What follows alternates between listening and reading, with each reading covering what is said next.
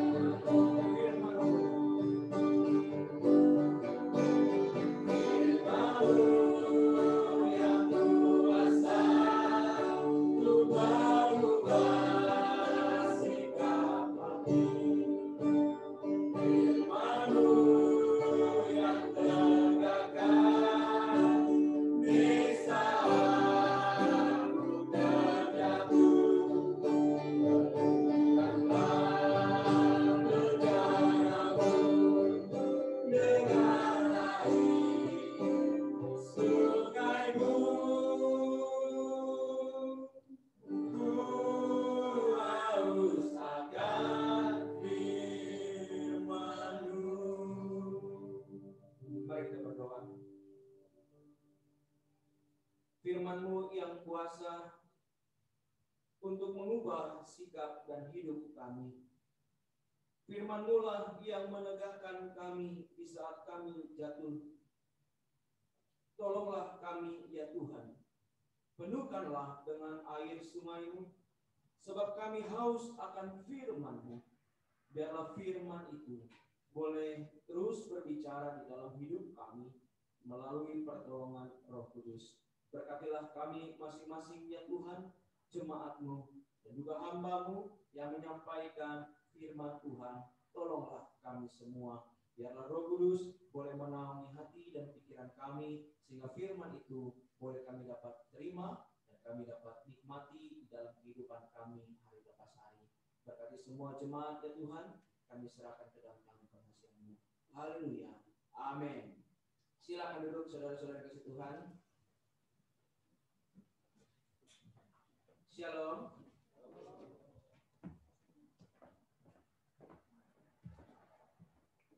Puji Tuhan, kita ada di penghujung minggu ya, penghujung minggu atau minggu terakhir di tahun 2020.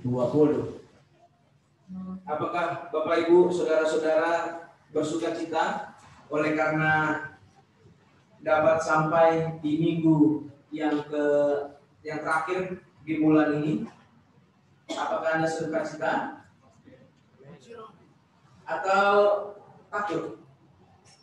Atau gentar? Waduh, 2021 apa yang terjadi ini ya?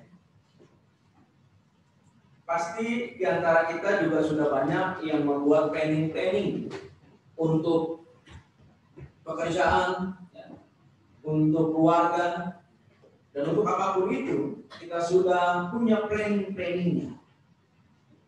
Dan hari ini kita akan membicarakan atau merenungkan bagian daripada firman Tuhan yang sudah seringkali kita baca sebenarnya di dalam momen-momen Natal, yaitu Lukas 1 ayat 38. Lukas 1 ayatnya yang ke-38.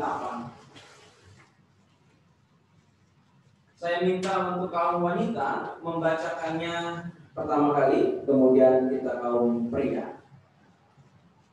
Baik, Lukas 1 ayat yang ke-38. Silakan saudara-saudara kaum wanita, kaum ibu dapat membacakannya bagi kita semua. 3-4 ya.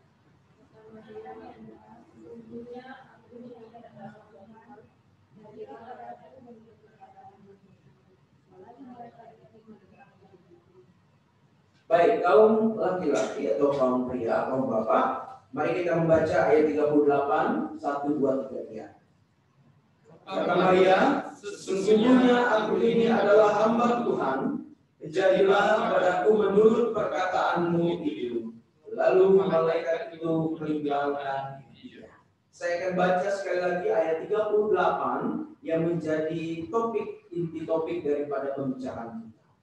Sesungguhnya aku ini adalah hamba Tuhan, jadilah padaku menurut perkataanmu itu.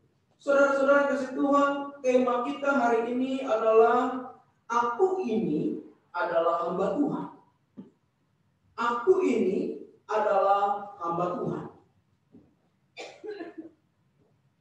Apakah yang kita lakukan ketika kita diminta untuk melakukan apa yang harus kita lakukan di luar zona nyaman? Ini pertanyaan bagi kita. Apakah yang Anda akan lakukan ketika Anda diminta untuk melakukan sesuatu hal di luar zona kenyamanan Bapak Ibu Saudara-saudara? Tentu saja kita akan bingung. Dan kita akan berpikir dengan ekstra untuk menjawab pertanyaan tersebut. Hal ini karena apa yang terjadi di dalam kehidupan kita. Ketika kita mendapatkan satu tugas tertentu, dan tugas itu mengganggu kenyamanan kita, maka kita akan merasa terusik di situ. Kita akan merasa terusik oleh karena ada gangguan terhadap kenyamanan kita atau kenyamanan diri ini. Ketika kenyamanan diri terusik, maka kita mudah untuk berontak dan kita mudah untuk melawan keadaan yang tidak nyaman tersebut. Tetapi pertanyaannya bagi kita, sesuai dengan tema kita, yaitu bagaimana jikalau Tuhan yang memanggil dan memberikan kita perintah untuk melakukan apa yang Ia kehendaki. Di mana ketika Tuhan memberikan perintah tersebut, kita harus meninggalkan zona nyaman kita. Kita harus meninggalkan segala sesuatu yang sudah kita punyai. Entah itu harta benda, entah itu fasilitas, dan lain sebagainya. Kita harus meninggalkan itu. Menjadi pertanyaan bagi kita, apa respon kita? Saudara-saudara, mungkin saudara pernah mendengar nama pendeta Petrus Octavianus almarhum. Beliau adalah pendiri daripada YPTI Batu, Yayasan Pelayanan Pekabaran Injil Indonesia.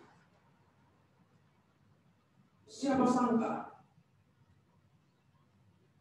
mendiang Petrus Octavianus yang lahir pada tanggal 29 Desember 1928 di sebuah pulau yang begitu sangat kecil namanya Pulau Roti. Roti. Di peta namanya Roti. Petanya kecil sekali. Hampir-hampir tak kelihatan. Tuhan memakainya dengan sedemikian rupa. Di dalam pendidikan, ia boleh melanjutkan sekolah di sekolah Belanda. Sampai akhirnya ia pergi ke tanah Jawa, di kota Malang. Ia menjadi seorang kepala sekolah di salah satu sekolah yang begitu sangat baik. Ia menjadi salah satu orang yang dihormati di lingkungan pemerintahan. Tetapi 1954, Pendeta Petrus Octavianus, Tuhan panggil. Dari semua kelimpahan kemewahan yang ia miliki pada saat itu, Tuhan perintahkan dia untuk pergi ke kota Batu.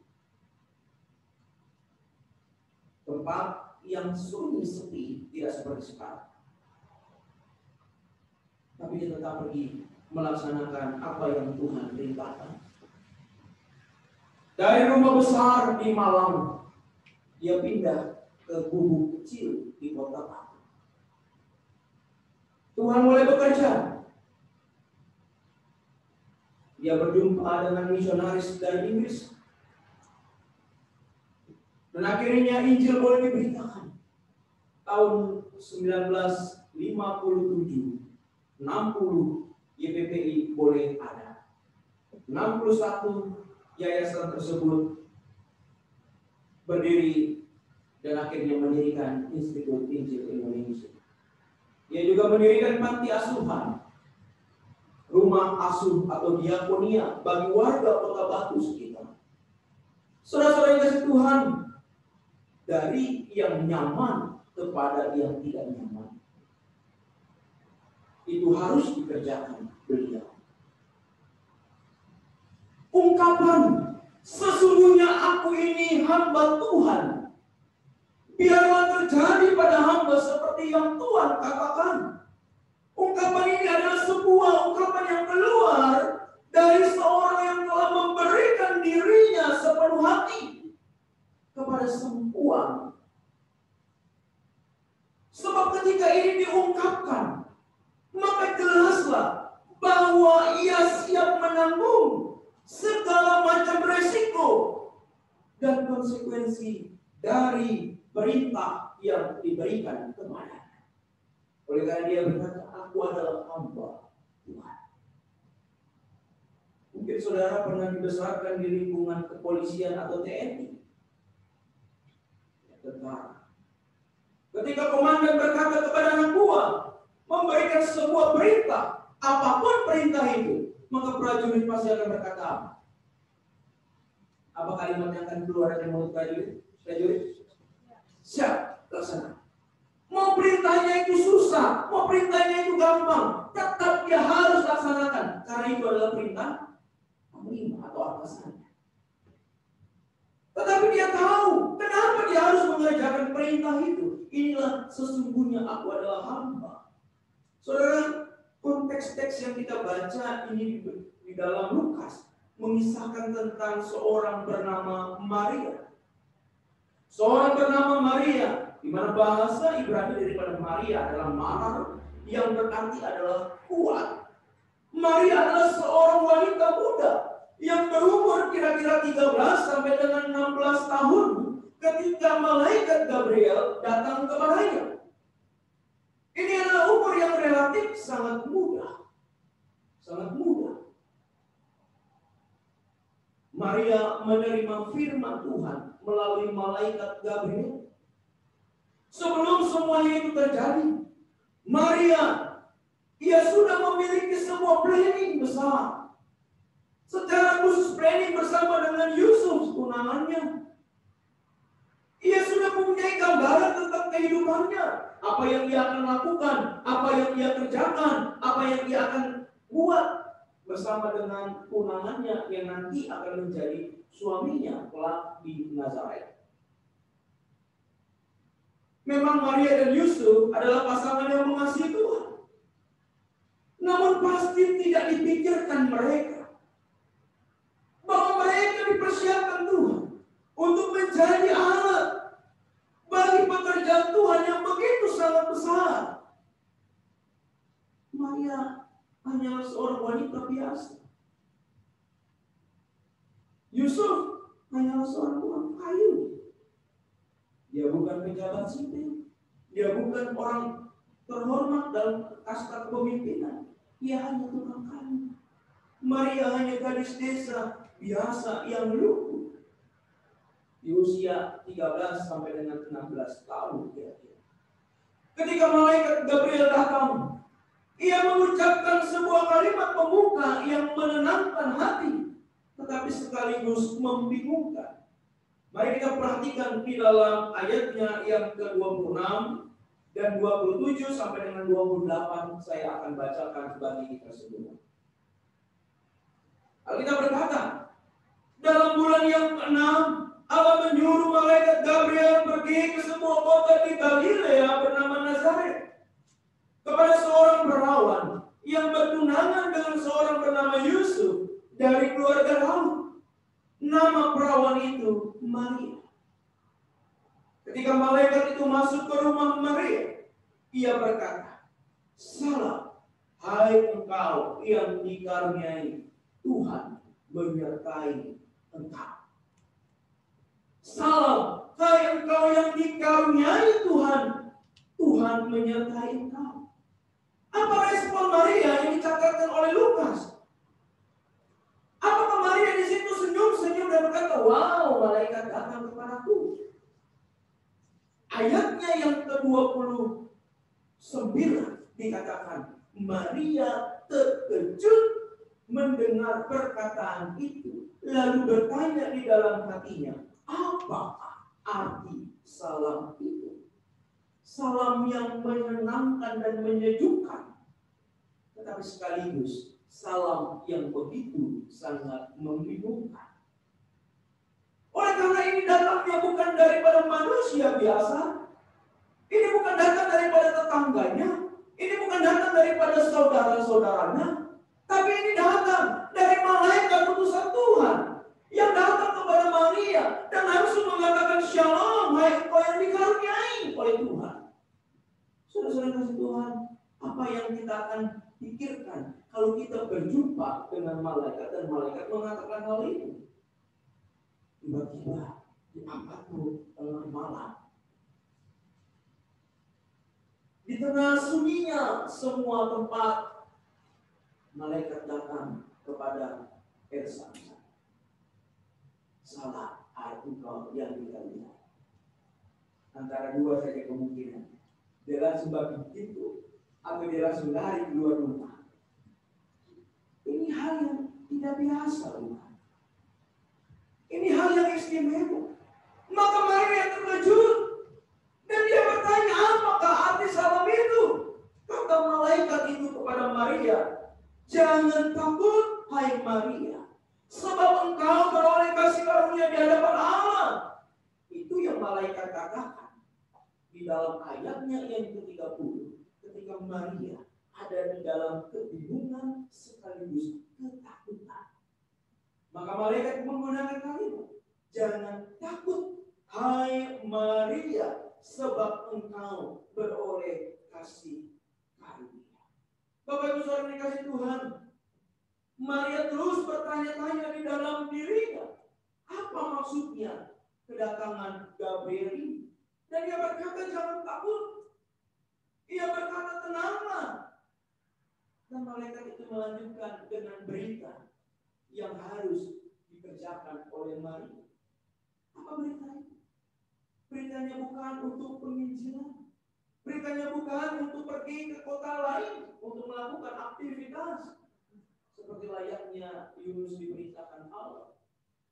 Tapi berita yang disampaikan oleh malaikat kepada Maria yaitu, sesungguhnya engkau akan mengandung dan melahirkan seorang anak laki-laki, dan hendaklah engkau menamai dia Yesus.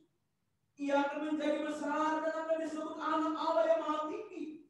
Dan Tuhan Allah akan mengaruniakan kepadanya tahta Daud bapa leluhurnya. Dan ia akan menjadi raja atas keturunan Yakub sampai selama-lamanya. Dan kerajaannya tidak akan berkesudahan.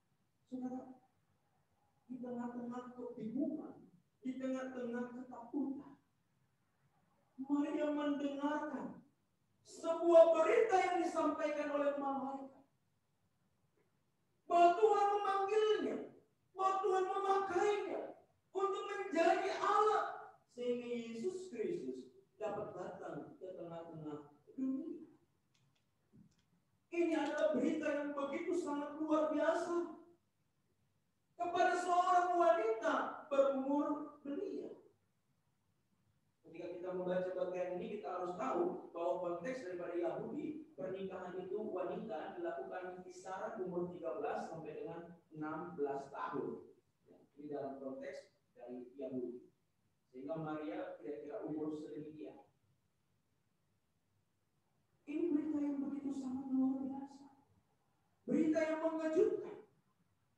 Apa yang ada dalam pikiran kita?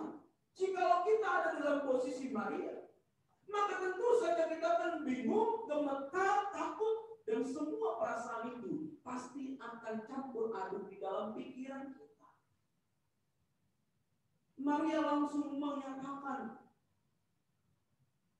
di dalam firman Tuhan, mari kita perhatikan apa yang Maria nyatakan di sini. Ayat yang ke-34 dikatakan oleh Maria, kata Maria kepada malaikat ini, bagaimana hal itu mungkin terjadi? Karena aku belum bersuami. Maria masih bingung sampai di sini. Oleh karena hal itu menurut Maria tidak mungkin terjadi. Dan kalau itu terjadi, maka ada resiko yang harus ditanggung oleh Maria.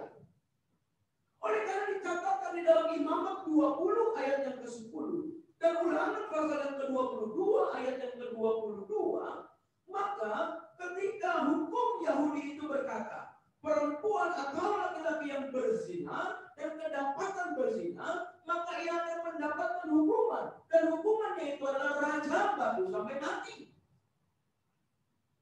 Dan Maria harus menanggung resiko itu ketika orang lain tahu bahwa dia mengandung. Tapi mengandung bukan dari Yusuf. Dan orang lain akan berpikir, dari mana dia mengandung? Ketika Maria menjelaskan, Mama, Papa, aku mengandung, itu malaikat datang kepadaku. Apa yang akan orang tuanya katakan? Maria, kau sakit kan?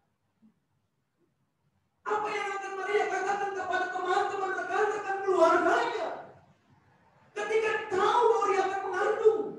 Dan mengandung bukan daripada Yusuf tunangannya. Dan bukan dari laki-laki lain.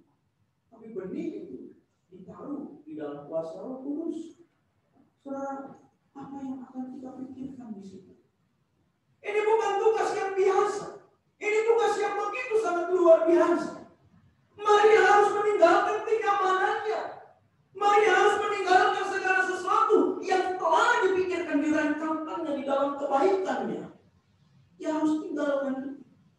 Dan malaikat berkata bahwa engkau dikaruniai. Saudara, ini bukan main, begitu sangat luar biasa. Bagaimana ketika Maria memikirkan itu? Jikalau ia hamil, maka anggapan dari Yusuf tunangannya akan seperti apa? Maka menarik, di dalam Matius dituliskan bahwa Yusuf, dikatakan Alkitab di dalam kitab Matius pasal yang pertama itu, bahwa Yusuf dia berdiam-diam akan menceraikan Maria. Yang menarik di situ dari kata diam-diam itu, kata diam-diam itu mau menunjukkan bahwa Yusuf tidak mau Maria terjadi apa-apa, dan Yusuf tidak mau sampai itu menjadi heboh dan akhirnya diadili di dalam tataran pengadilan agama Yahudi. Yusuf tidak mau. Maka dikatakan Alkitab, Yusuf berniat diam-diam untuk menceraikan. Dalam konteks Yahudi, ketika sudah bertunangan, maka sudah dianggap sah di dalam perjumpaan antara kedua belah keluarga. sampai persiapan menuju hari pelaksanaan pernikahan. Menurut tradisi, kira-kira pernikahan daripada konteks Yahudi ini hampir sama dengan budaya Batak. Menurut orang yang mengerti budaya itu. Karena pertama ada proses perkenalan antara keluarga A dan keluarga B. Mereka berkenalan. Ketika mereka berkenalan, maka ditunangkanlah anak-anak mereka. Maka ada pertunangan, yaitu perjumpaan keluarga besar. Sampai menuju hari H. Dan setelah masa pertunangan, maka itu adalah masa persiapan menuju hari pelaksanaan pernikahan ini. Dan kejadian daripada Maria ini bukan dalam konteks perkenalan keluarga, tapi ini konteks pertunangan. Artinya sudah siap untuk masuk kepada pernikahan itu. Dan ini sudah ada di dalam pernikahan. Saudara bisa bayangkan perasaan Yusuf hari itu. Yusuf tanya, Maria, kau hamil dengan siapa? Maria mau bilang, itu malaikat Gabriel datang. Apa yang ada dalam pikiran Yusuf? Kalau saudara-saudara yang jadi Yusuf, kaum pria, kalau saudara jadi Yusuf, kemudian pasanganmu datang kepada engkau, dan kemudian pasanganmu katakan, Yusuf, aku hamil. Apa respon saudara kata? Apa? Hamil? Siapa yang hamil kau? Baru permulaan saja itu sudah kayak darah. Saudara, Maria harus menanggung itu semua. Tetapi kuasa Tuhan melalui mimpi Tuhan berbicara kepada Yusuf. Saudara yang dikasih Tuhan, belum lagi pandangan negatif dari tetangga-tetangga, dari saudara-saudara, dari orang-orang yang ada di sekitarnya. Belum lagi kalau ia nanti dihadiri di hadapan para tua-tua. Ketakutan pastilah menyelimuti Maria pada saat itu. Maka sebenarnya ada banyak alasan untuk menolak alasan untuk menolak apa yang Tuhan perintahkan kepada Maria sebagai tugas tanggung jawab. Ada begitu banyak alasan yang Maria bisa utarakan kepada Tuhan Yesus, kepada malaikat Gabriel tentang Yesus itu. Mungkin Maria bisa berkata, aku masih muda, carilah yang lain yang sudah siap. Banyak pertimbangan yang bisa dinyatakan oleh Maria. Pada saat Maria mempertimbangkannya, Gabriel memberikan penekanan bahwa Roh Kudus akan turun atasmu dan kuasa Allah yang Maha Tinggi akan menaungi engkau, sebab itu anak yang akan kau lahirkan akan disebut kudus. Tetapi ada kalimat yang menarik di dalam teks firman Tuhan kita, yaitu kita perhatikan di dalam ayat yang ke-37. Dikatakan Alkitab apa? Sebab bagi Allah tidak ada yang mustahil. Sebab bagi Allah tidak ada yang mustahil. Yang pertama, Maria dipakai untuk menjadi alat. Tapi sebelum itu, yang namanya Elizabeth, wanita yang sudah lanjut itu, yang dikatakan mandul, juga hamil dan akan melahirkan Yohanes Pembaptis.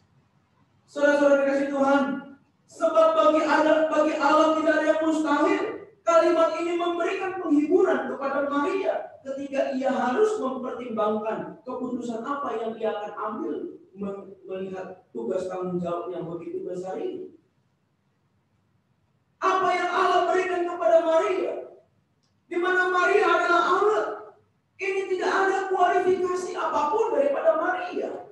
Yang menarik di sini adalah ketika malaikat datang dengan menggunakan kalimat engkau yang beroleh kasih karunia dari Allah, maka kita melihat di sini tidak ada kualifikasi apapun, syarat apapun yang dilihat daripada Maria sehingga ia menjadi alat Tuhan.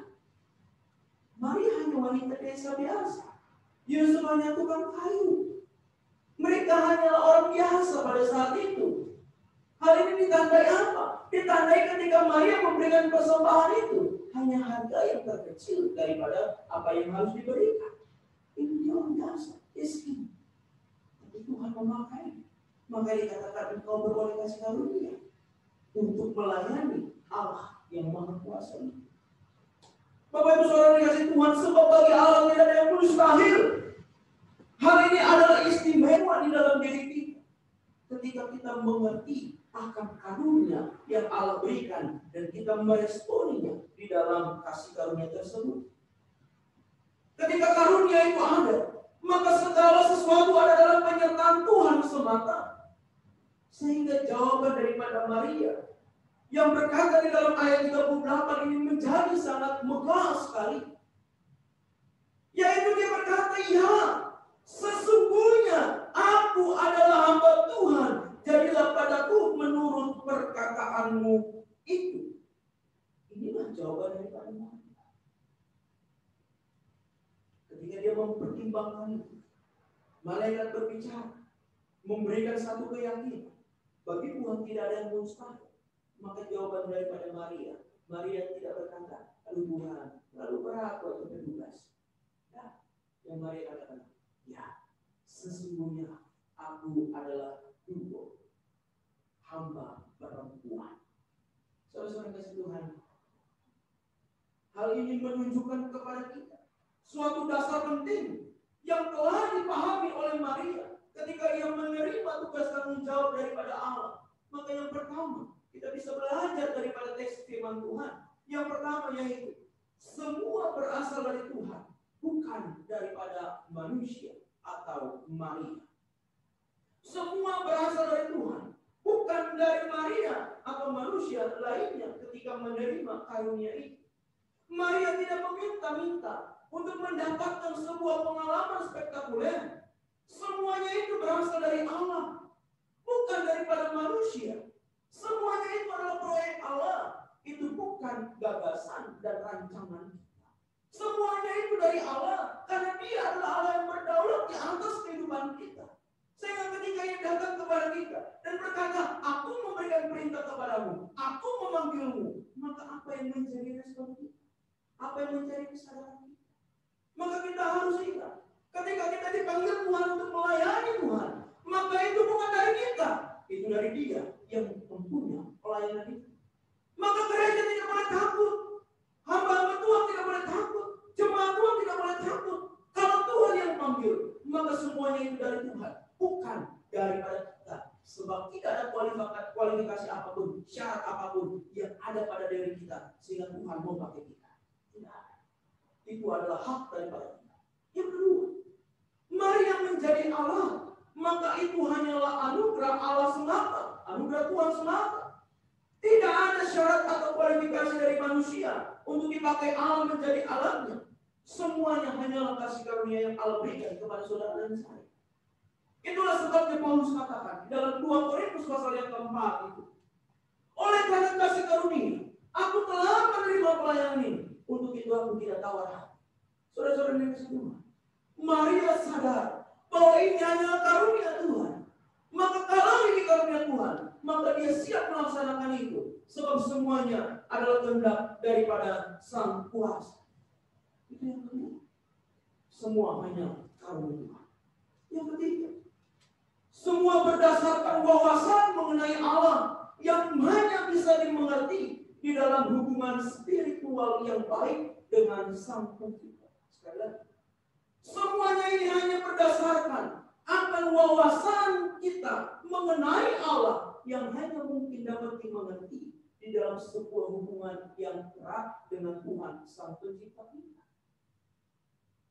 Ketika Maria menerima berita itu, saudara, kita perhatikan struktur daripada ayat-ayat tersebut. Ayat-ayat itu menjelaskan kepada kita bahwa malaikat memberitakannya itu, membuka pikiran daripada Maria mengenai apa yang Allah kehendaki. Malaikat Gabriel, dia tidak langsung berkata Maria, tiba-tiba ujuk-ujuk dia datang, Maria, engkau akan melahirkan seorang anak, bla bla bla dan lain sebagainya. Tidak. Malaikat mulai dengan kalimat salam dan ditutup dengan kalimat, sebab bagi Allah tidak ada yang mustahil. Dan di antara kalimat-kalimat itu, Malaikat membuka cara berpikir Maria tentang cara kerja Tuhan. Oleh karena ketika Maria masih menggunakan cara berpikirnya manusiawi, maka itu terjadi, itu ada di dalam ayat yang berkata bahwa bagaimana mungkin? Sebab aku belum menikah. Maka pikiran daripada Maria itu diubahkan dulu untuk dapat mengerti tentang Allah. Maka kita tidak akan bisa mengerti tentang panggilan pelayan Tuhan sebelum kita diubahkan cara berpikir kita tentang Tuhan. Oleh karena kita bukan melayani hanya berdasarkan kelembagaan. Kita bukan hanya melayani berdasarkan apa yang kita pandang, tapi kita melayani berdasarkan panggilan Tuhan. Maka kita harus mengerti cara berpikirnya Dia, Allah yang memanggil kita di dalam hubungan relasi kita dengan Dia. Baru kita dapat paham apa itu mukjizat, apa itu kuasa, apa itu panggilan, apa itu bekerja dalam panggilan, dan lain sebagainya. Saudara-saudara dikasih Tuhan, semuanya ini berdasarkan dengan wawasan dunia mengenai Allah. Perjumpaan Maria dengan Allah melalui Gabriel dan penjelasan peristiwa yang ada membukakan wawasan berpikir Maria akan Tuhan. Perjumpaan yang istimewa dengan Tuhan harus membuka cara berpikir kita tentang Tuhan. Jikalau kita belum terbuka akan cara berpikir kita tentang Tuhan, maka kita mau dengar apapun itu, semua itu tidak lewat saja. Kenapa? Karena bagi kita, Dia ada di awam-awam saja.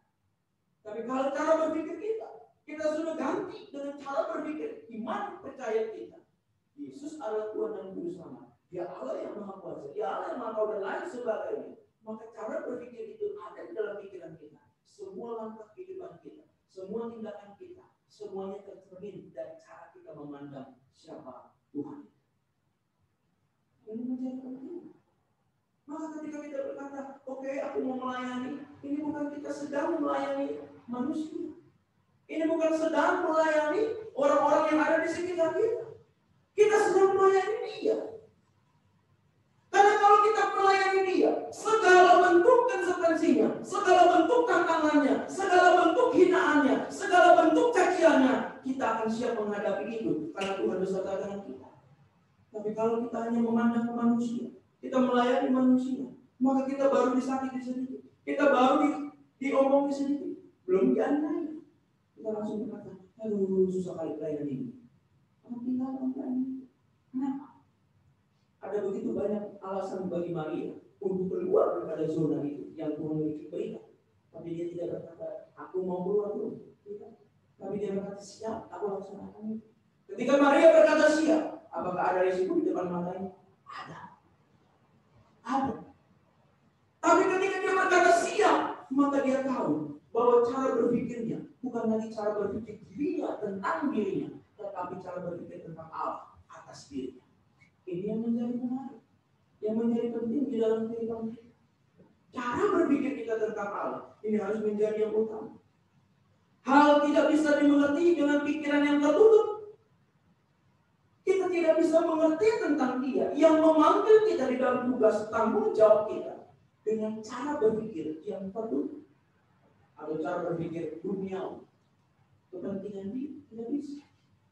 Kita hanya mungkin dapat mengerti ketika kita membuka pikiran kita untuk diisi dengan apa yang Tuhan kehendaki, dan itu bekerja di dalam pribadi kita. Maka malaikat Gabriel memulai dengan membuka pikiran Maria akan siapa Allahnya dan bagaimana Allahnya bekerja. Sebab itu, ketika tugas tanggung jawab diberikan dan diterima berdasarkan anugerah, maka masalah itu pasti akan datang. Namun, ia segera memikirkan kembali kepada Allah. Mari kita perhatikan di dalam ayat-ayat yang ada di dalam teks firman Tuhan.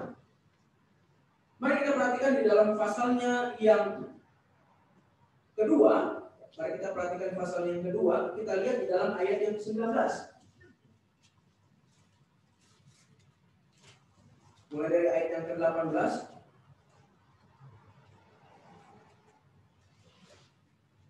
Mari kita perhatikan di situ. 3-4 ya, kita baca.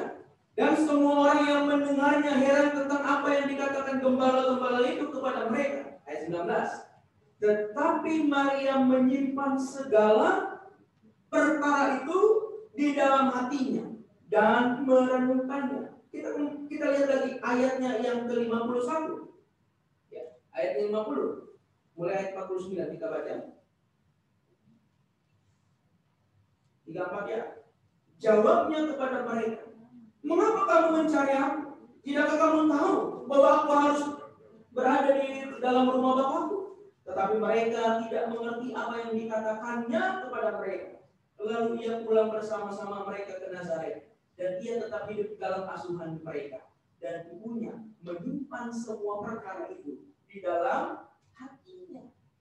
Saudara yang Tuhan, ini terus-menerus ada di dalam kehidupan Maria. Sampai dia harus melihat Yesus disalibkan. Dia terus menyimpan perkara itu di dalam hati. Tetapi ketika Maria berkata, "Siap, aku hanyalah hamba Tuhan, jadilah perkataan." Dia tahu bahwa kalau cara berpikirnya itu sudah diubahkan, maka sekalipun ada tantangan dan rintangan, dia tetap berpikir kepada tentang Allah di dalam kehidupannya, atas kehidupannya. Saudara yang kasih Tuhan, ini menarik sekali untuk kita pikirkan bersama. Apakah cara berpikirku, cara berpikirnya Allah tentang Allah, atau cara berpikirku tentang caraku memandang sebuah pelayanan? Ini akan menjadi berbeda. Yang keempat, hamba yang menerima tugas dan tanggung jawab dari Allah akan mengubahkan diri dan orang di sekitarnya. Sekali lagi, seorang yang menerima tugas sebagai hamba daripada Allah, Allah akan mengubahkan diri orang itu dan mengubahkan orang-orang di sekitarnya. Maria, ketika ia menerima tugas tanggung jawab itu, dia meresponi panggilan Tuhan dan cara berpikirnya berubah. Tetapi bukan itu saja, orang di sekitarnya juga berubah, juga sukacita. Kita dapat perhatikan itu ketika Maria datang kepada Elisa. Ketika Maria dan Yusuf membawa Yesus untuk disunat ke bait Allah, mereka bersukacita di sini. Ini menjadi menarik. Oleh karena ketika kita menerima tugas tanggung jawab itu, maka pertama-tama dia akan mengubahkan kita. Melalui tugas itu kita belajar, ada dalam proses. Tetapi orang lain di sekitar kita pasti akan berdampak. Sesungguhnya aku ini hamba Tuhan. Terjadilah pada hamba seperti yang Tuhan katakan. Ini membawa kita perlu merenungkan dalam kehidupan ini. Apakah saya menyadari bahwa saya adalah hamba Tuhan yang boleh dan harus taat kepada Tuhan sang pemilik? Apakah saya ini hamba Tuhan? Ini yang menjadi perenungan kita. Mungkin saudara berkata, saya bukan full timer. Saya bukan bukan pelayan gereja. Saya hanya jemaat biasa. Saudara yang Tuhan ingat baik-baik bahwa panggilan Tuhan bagi orang percaya adalah yang pertama. Dia memanggil kita untuk kita percaya kepada Dia. Itu panggilan. Panggilan yang kedua, yaitu ketika Dia memanggil kita, selain kita percaya, dan kita juga melayani Dia, termasuk di dalamnya penderitaan dan lain sebagainya. Ini adalah satu kesatuan. Kalau saudara berkata, saya kan bukan orang gereja, bukan hamba Tuhan full timer, saya bukan pelayan Tuhan, saya hanya jemaat biasa, itu pun bolong-bolong. Kadang-kadang setahunnya bisa dihitung pakai jari saya lah, 10 jari masih dapat.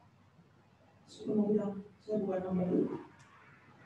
Tetapi yang pertama kita harus ingat, ketika Tuhan panggil kita, yang pertama Dia panggil kita untuk percaya kepada Dia, yaitu lahir baru. Setelah kita lahir baru, so apa yang harus kita lakukan untuk meresponinya?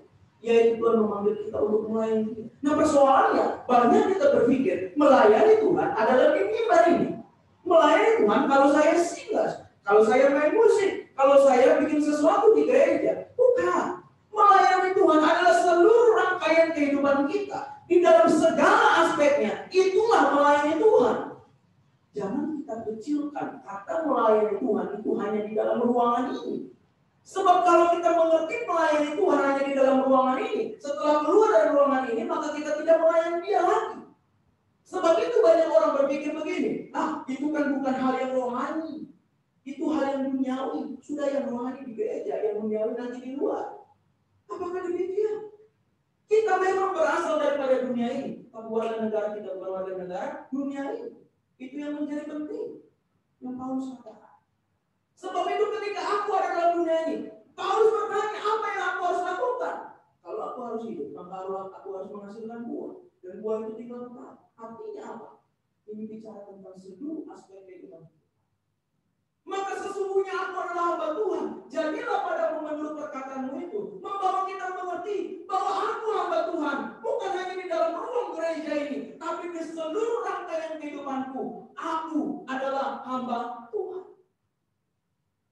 Apapun profesi kita, baik kita itu bekerja di kantor, bekerja di pabrik, bekerja di di sekolah, perawat, dokter dan lain sebagainya, apapun itu profesi kita, ingat itu hanyalah profesi. Tapi panggilan kita adalah menjadi pelayan Tuhan. Di mana? Di semua bidang-bidang kehidupan kita. Apakah kita berkata bahwa kalau saya melayani Tuhan, berarti saya melayani hanya di gereja, nanti di rumah saya bukan melayani Tuhan? Enggak. Mulai dari yang terkecil, masuk ke rumah, itulah tempat kita melayani Tuhan.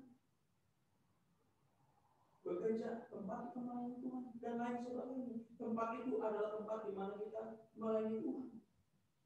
Mulai dari keluarga asal, mempersiapkan diri dalam membangun keluarga, sampai kepada bidang-bidang pekerjaan kita. Ingat, kita adalah hamba Tuhan yang sedang mengerjakan kehendak Allah, dan Ia mau kita taat dan setia kepada panggilan. Ketika Tuhan memanggil kita, maka seharusnya kita dapat peka terhadap panggilan itu, dan kita hanya dapat berkata, yaitu apa? Ya, dan selebihnya biarkan Tuhan yang bekerja. Saudara-saudara kasih Tuhan, ketika Maria berkata ya kepada Gabriel dan semuanya itu terjadi, Maria sedang menyerahkan segala sesuatunya kepada Tuhan. Aku berkata ya pada panggilan Tuhan, maka biarkan segala sesuatunya itu berjalan sesuai dengan proses Tuhan. Itu yang Maria lakukan. Maka ketika Tuhan panggil kita menjadi percaya dan melayani Dia di dalam bidang-bidang kehidupan kita, seharusnya kita berkata ya, dan biarkan Tuhan yang bekerja di dalam aspek kehidupan kita. Dan ketika kita menikmati itu, maka kita sedang menikmati anugerah dan kuasa mujizatnya dalam kehidupan kita. Hari lepas hari kita akan lalui, tetapi kita bukan lalui dengan kekosongan, tetapi kita lalui dengan kehidupan yang penuh dengan hati. Kehidupan yang penuh dengan hati. Bapak Ibu Saudara dikasihi Tuhan, inilah sebabnya ketika kita menjawab iya, seringkali kita merasa sulit. Kenapa? Karena ketika kita menjawab iya, kita sedang ada dalam satu berpikir, yaitu apa? Aku harus menyangkal diriku dan pikul sekali. Oleh karena Alkitab berkata dalam Matius 16 ayat 24 sampai dengan 25, mari kita perhatikan Matius 16 ayat yang 24 25. Ini pasti kita sudah banyak yang hafal. Matius 16 ayat 24 dan 25. Mari kita baca bersama-sama. 3, 4 ya. Oh, belum dapat. Oke, semua sudah dapat. 3, 4 ya. Yesus berkata kepada murid-muridnya, setiap orang yang mau mengikut aku, ia harus menyangkal dirinya, memikul salibnya, dan mengikut aku. Karena barang siapa mau menyelamatkan nyawanya, ia akan kehilangan nyawanya. Tetapi barang siapa kehilangan nyawanya karena aku, ia akan memperoleh. Kamu bisa kasih Tuhan mengikut Tuhan Yesus, meresponi panggilannya. Maka kita tidak mungkin lepas dari dua bagian ini. Yang pertama, kita harus menyangkal diri kita. Yang kedua, kita memikul salib. Salib itu apa? Segala sesuatu yang membuat kita jadi bangun, tak berdaya dan lain sebagainya. Karena kita mengikuti Yesus. Ingat, salib yang dimasukkan itu bukan salib yang kita buat-buat. Jangan kita bilang begitu, jangan kita melakukan kesalahan, habis itu kita mendapatkan hukuman, kemudian kita bilang ini salib yang harus begitu. Apa yang buat salib itu? Salib yang dimaksud ada dampak daripada iman percaya itu, dampak daripada kita menyangkal diri kita. Maka salib itu ada. Dalam jemaat yang murah, mereka menderita penganiayaan. Maka Paulus berkata kepada jemaat ini dalam kitab Filipi, kepada kamu bukan diberikan karunia untuk percaya, melainkan juga karunia untuk menderita. Itulah salib oleh karena iman percaya. Maka ketika kita merespon panggilan Tuhan, kita berkata ya, memang betul kita harus menyangkal diri kita dulu. Sebab jika kita belum menyangkal diri kita, maka segala sesuatunya hanyalah tentang kita. Bagaimana kita mau pikul salib? Kalau kita masih memikirkan kepentingan kita, bagaimana mungkin kita bisa dapat melihat tetangga kita, teman-teman kita, saudara-saudara kita? Oleh karena salib mereka harus kita pikul. Ini tidak mudah, Bapak Ibu. Ini tidak mudah. Tadi malam kami berdiskusi dengan seorang teman. Kemarin saya berdiskusi dengan seorang teman. Ada teman saya sedang mengalami kesulitan. Dia punya anak tua. Dia harus ada dalam ikatan dinas di salah satu lembaga. Kemudian teman saya katakan, wah kami bersyukur. Suaminya, satu suami istrinya teman angkatan saya. Dan dia katakan begini, ya rencananya kami akan bawa anak itu dan tinggal bersama-sama dengan kami. Mereka sudah punya 2 anak. Kemudian saya katakan begini, kamu siap untuk mengambil 2 anak itu? Ya kami siap. Udah pikir resikonya? Sudah. Kenapa kamu berpikir begitu? Karena saya punya hati untuk melakukan itu. Nah, ini menjadi menarik. Mereka siap untuk melayani anak-anak itu, menampung anak-anak itu bukan dalam waktu 1-2 tahun, tapi sampai anak itu besar. Dan dia siap untuk menerima itu. Itu bukan hal yang mudah. Tapi dia berkata begini, kami memang punya hati untuk membangun yayasan, membangun lembaga pengasuhan. Wow, saya luar biasa. Ya betul, karena kalau tidak dengan hati, maka tidak akan bisa kita berbuat seperti itu. Kalau tidak dengan hati, maka kita tidak akan mampu melakukan ini. Ada banyak orang yang mau melayani dengan embel-embel. Oke, saya siap, saya punya ini, saya punya itu. Tapi bagaimana kalau semuanya itu tidak ada? Apakah kita mau melayani itu? Bagaimana kalau kita harus keluar dari zona nyaman kita? Dan kita harus melayani Tuhan? Bagaimana mungkin bisa itu? Bapak Ibu Saudara kasih Tuhan, mengenai panggilan Tuhan, inilah yang Tuhan inginkan kita lakukan. Sesungguhnya aku adalah hamba Tuhan, aku siap melakukan itu. YPPI berdiri oleh karena misi. J3 berdiri oleh karena misi. Pendiri-pendiri gereja ini adalah pendiri-pendiri yang penuh dengan hati yang misi, hati yang memberi. Maka ini harus ada dalam diri kita juga. Ketika kita mau melayani Tuhan, maka mulailah dari hati kita yang berpikir tentang Allah, bukan tentang diri kita. Karena kalau kita tetap berpikir tentang diri kita, mengenai diri kita, tidak mungkin kita bisa memikirkan tentang orang lain. Disuruh menderita, disuruh mati demi sahabat, boro-boro. Disuruh senyum aja udah susah. Apalagi harus menderita bagi orang lain. Kenapa? Karena belum mulai dari hati. Maka mulailah semuanya itu. Tuhan ubahkan kita di dalam hati.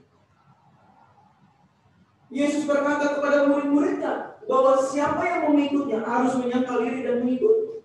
Ketika kita berkata ya atas panggilan Tuhan dan melaksanakan tugas tanggung jawab itu, maka yang harus kita ingat yang kedua, yaitu kita hanyalah hamba. Mari kita membaca dalam Lukas 17 ayat 10.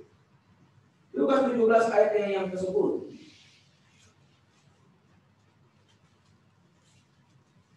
Lukas 17 ayat yang ke-10. Mari kita membaca bersama-sama.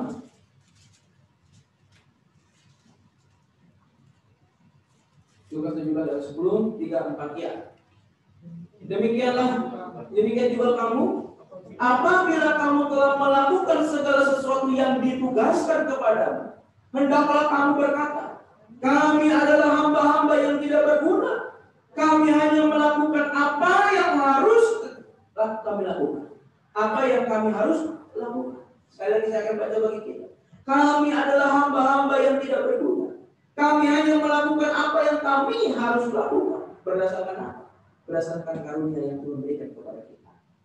Bapak Ibu Saudara dikasih Tuhan, saat kita melaksanakan tugas tanggung jawab yang Allah berikan kepada kita, maka sudah seharusnya kita mengarahkan hati dan pikiran kita kepada Allah, sehingga kita tidak salah dalam mengerjakan tugas. Ada banyak orang pintar, ada banyak orang cerdas. Ada banyak orang yang punya IQ yang brilian. Tapi saya harus katakan, kepintaran saja tidak cukup untuk melayani Tuhan. Sebab yang Tuhan lihat bukan hanya itu, melainkan hati dan pikiran kita. Apakah kita siap menerima panggilan itu? Ada banyak orang yang begitu sangat pintar, begitu sangat hebat, begitu sangat kaya. Tetapi perhatikan, siapa yang Tuhan pakai? Bukankah semua orang yang hatinya berpaut pada Dia, yang siap mengambil bagian dalam pelayanan itu, maka mereka Tuhan akan pakai mereka. Bukan semua orang yang cerdas, bukan semua orang yang pintar dan kaya Tuhan pakai. Maka saudara kasih Tuhan, jangan pernah kita membanggakan diri. Aku bisa ini, aku punya ini, aku bisa itu dan lain sebagainya. Itu hanyalah kosong di mata Tuhan. Sebab itu hanyalah karunia Tuhan, bukan? Tetapi ketika kita melayani Tuhan, mari kita mulai dari hati kita yang sudah diubahkan Tuhan. Maka ketika kita masuk dalam pelayanan itu, kita akan leluasa melakukannya sebab kita lakukan untuk Tuhan. Dan kita tentu bertanggung jawab kepada Tuhan yang berdampak kepada apa yang kita sedang kerjakan. Melalui berhubungan pribadi dengan Tuhan, kita menikmati apa yang Dia ingin kita kerjakan. Apa yang Tuhan kehendaki bagi kita untuk lakukan. Terkadang-kadang jika kita lihat dengan mata jasmani kita, ada banyak tantangan, ada banyak kesulitan, ada banyak air mata, ada banyak hal-hal yang kita pikirkan. Ketika kita melihat itu dari sudut pandang manusia, tetapi ketika kita melihat itu sebagai tugas tanggung jawab yang Tuhan berikan, maka kita akan menyadari bahwa Tuhan akan melakukan segala sesuatu menurut kehendak. Dia bisa menggunakan banyak cara, dan itulah mukjizat. Mereka berkata kepada Maria, bagi Allah tidak ada yang mustahil. Dia bisa melakukan apapun sesuai dengan apa kehendak Dia. Maka kita harus mengerti, ketika kita melihat sesuatu itu tidak mungkin dan berat, ingat, ada begitu banyak cara yang Tuhan bisa kerjakan untuk kita jalan di jalan yang sulit ini. Persoalannya, kita melihat kemana? Kita melihat kepada cara pandang kita akan sesuatu itu, atau kita melihat cara pandang Tuhan akan hal yang berat itu.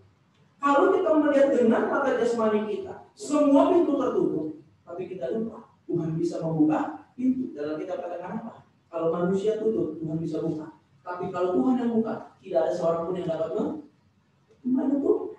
Ada banyak jalan yang Tuhan berikan. Dan itulah mujizat. Maka itu seorang yang bernama John Maxwell, dia berkata demikian. Apa yang kelihatan mustahil bagi kita, itu sebenarnya hanyalah suatu kesempatan yang Tuhan berikan untuk menunjukkan kuasa-Nya. Mujizat terjadi saat kerelaan kita untuk melayani Tuhan bertemu dengan rencananya yang diungkapkan. Mengetahui hal itu seharusnya mengubahkan pendekatanmu setiap tahun, setiap hari, setiap menit yang kita sedang jalani di dalam jalan kehidupan kita. Ini menarik. Oleh karena mujizat itu terjadi ketika kerelaan kita melayani Tuhan bertemu dengan kehendak-Nya, sehingga semuanya itu akan terlihat, wow, luar biasa yang Tuhan kerjakan. Dan ingat selalu akan bagian firman Tuhan, bahwa Ia akan menyertai kita senantiasa sampai akhir zaman. Kalau Tuhan taruhkan di dalam hati kita sebuah panggilan untuk melayani Tuhan, entah itu melayani sebagai pegawai biasa, melayani sebagai perawat dan lain sebagainya, ingat, berdoa kepada Tuhan, Tuhan, kalau ini panggilan-Mu, apa yang Engkau ingin aku kerjakan? Seharusnya kita bisa gunakan profesi kita sebagai ladang misi. Ini yang tidak kita sadari. Bahwa ladang-ladang pekerjaan kita itu sebenarnya adalah ladang misi untuk memberitakan Dia. Sebab kita adalah hamba Tuhan bukan hanya di ruangan ini, tetapi di luar juga. Apakah kita sudah lakukan itu? Apakah kita sudah membawa teman-teman kita, orang-orang Jepang yang belum percaya, ataupun keluarga kita yang belum percaya? Apakah kita sudah menceritakan tentang Tuhan di dalam kehidupan kita? Persoalannya kita mau atau tidak mau. Nah, kalau kita mau, maka Tuhan akan membuka jalan, banyak jalan untuk kita menginjili. Tapi kalau kita tidak mau, bagaimana mungkin kita menemukan apa yang dikatakan mujizat itu? Mari kita belajar. Maka dengan demikian, Hendaklah kita terus menyadari akan setiap rencana Allah di dalam kehidupan kita masing-masing. Dengan cakap akan apa yang Tuhan bicarakan atau suara Tuhan dan panggilan Allah di dalam kehidupan kita. Haruslah kita sadar bahwa kita adalah hamba Tuhan. Sehingga kita hanya dapat berkata ya. Dan jawaban kita dilandaskan dengan keyakinan bahwa Tuhanlah yang berdaulat atas hidupku, yang mengerjakan panggilannya. Sehingga di dalam setiap realita kehidupan yang baik ataupun buruk, manis ataupun pahit, tawa ataupun tangisan, semuanya itu, kalau aku lakukan untuk melayani Tuhan, maka aku akan bersuka cita karena hatiku bersandar, berpegang kepada Tuhan. Kita semua adalah hamba Tuhan. Lakukanlah tugas panggilan itu dengan senyuman yang indah, menatap kepada Tuhan, melakukan panggilannya, karena itu adalah keindahan dalam melayani Tuhan. Mari kita berdoa. Bapa di surga, terima kasih untuk firman Tuhan yang kami boleh renungkan bersama. Terima kasih ya Tuhan, kami sungguh bersyukur oleh karena Engkau memanggil kami. Engkau memanggil kami sebagai orang percaya, dan juga Engkau memanggil kami sebagai hamba-Mu. Mampukanlah kami, perlengkapkanlah kami dengan anugerah kuasa ilahi, sehingga ketika kami menjalankan tugas panggilan kami di tempat di mana kami berada masing-masing, melalui profesi kami, melalui keluarga kami, dan lain sebagainya, Tuhan tolong kami, sehingga nama Tuhan itu dipermuliakan, dan kami terus berkata, ya, sesungguhnya aku adalah hamba Tuhan. Terima kasih Bapak. Kami serahkan untuk semua jemaat Tuhan. Tuhan memberkati kami masing-masing. Mengakhiri tahun 2020 ini, secara pribadi dan bersama dengan keluarga, kiranya Tuhan menolong kami. Kami berdoa ya Tuhan untuk setiap pergumulan daripada jemaat Tuhan. Tuhan memberkati pergumulan daripada keluarga Ibu Mince, di mana sampai saat ini ayah kekasih Tuhan izinkan dirawat di rumah sakit oleh karena sakit satu lain hal. Kami berdoa kiranya Tuhan menolong melalui proses obat, makanan, minuman, dan pertolongan medis lainnya dapat memulihkan keadaan Bapak kekasih dan Ibu Mince, dan juga mama yang ada di rumah. Tuhan juga menolong, memberikan ketenangan, dan senantiasa berdoa berharap kepada Tuhan. Kami juga berdoa ya Tuhan untuk ayah daripada Elsa beberapa waktu lalu kecelakaan motor. Kiranya Tuhan menolong, Tuhan memulihkan keadaan. Dan semua saudara-saudara kami ya Tuhan, mungkin barangkali di antara kami ada yang bergumul untuk orang tua, untuk keluarga lainnya, teman kami, dan secara khusus kami yang bergumul terhadap diri kami sendiri. Bapa di surga, kasihanilah kami. Tolonglah kami masing-masing dalam pergumulan. Kiranya Engkau membuka jalan bagi kami, untuk kami dapat melaluinya pergumulan-pergumulan itu dengan mata terarah kepada Tuhan. Berkati aktivitas kami seluruhnya ke dalam tangan Tuhan kami sekarang. Dan akhirnya doa yang belum sempurna ini kami akan sempurnakan di dalam doa yang Kau ajarkan kepada kami. Doa Bapa. Bapa kami yang di surga, dikuduskanlah nama-Mu, datanglah kerajaan-Mu, jadilah kehendak-Mu di bumi seperti di surga. Berikanlah kami pada hari ini makanan kami yang secukupnya, dan ampunilah kami akan kesalahan kami, seperti kami juga telah mengampuni orang yang bersalah kepada kami. Dan janganlah membawa kami ke dalam pencobaan, tetapi lepaskanlah kami dari yang jahat. Karena Engkaulah yang mempunyai kerajaan dan kuasa dan kemuliaan sampai selama-lamanya. Amin.